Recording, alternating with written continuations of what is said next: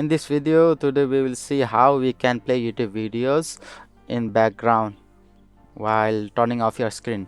First select the Google Chrome, hit the plus sign and search for the youtube.com.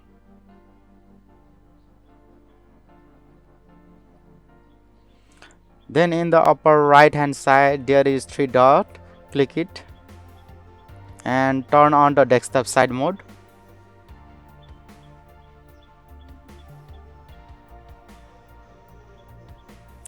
Search for the desired video or any music video.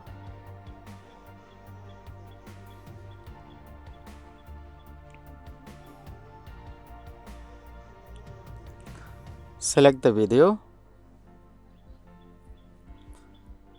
At this moment you can turn off your device.